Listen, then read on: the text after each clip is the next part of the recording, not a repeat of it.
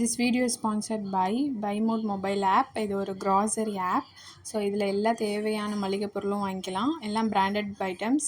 சக்ஷி மசாலா, ஆச்சி மசாலா, இதோட டீட்டெயில்ஸும் வெப்சைட் லிங்க்கும் டிஸ்கிரிப்ஷனில் கொடுத்துருக்கேன். செக் பண்ணி பாருங்கள். இந்த உருண்டை குழம்புக்கு அப்புறம் சின்ன வெங்காயம், பூண்டு, எண்ணெயை ஊற்றி இதை போட்டு நல்லா வதக்கணும். ரெண்டுத்தையும் வதக்கின உடனே கொஞ்சம் தக்காளி, ஒரு 4 தக்காளி இதில் போட்டு நல்லா வதங்கட்டும்.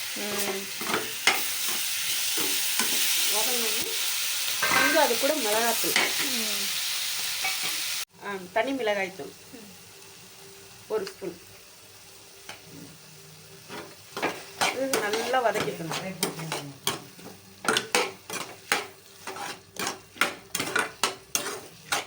தேங்காவை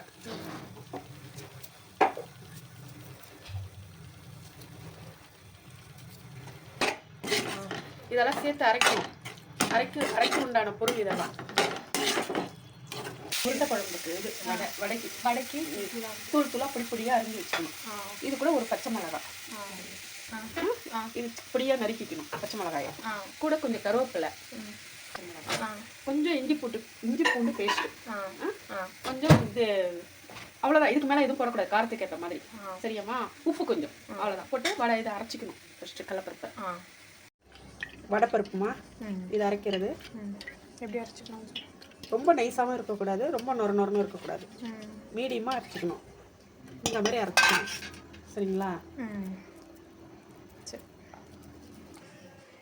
ஜீரகம் வடைக்கு உண்டானது.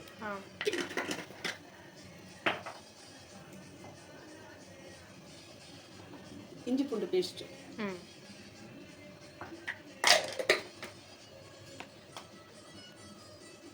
இது தனி மிளகாய்த்தூள்,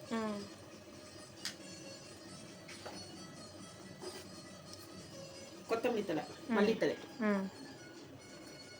கருவேப்பிலை, பச்சை மிளகாய், சின்ன வெங்காயம் நறுக்குனது பொடியாக, வடைக்கு உப்பு, சால்ட் உப்பு, இவ்வளோதான் வடைக்கு உண்டான பொருள்.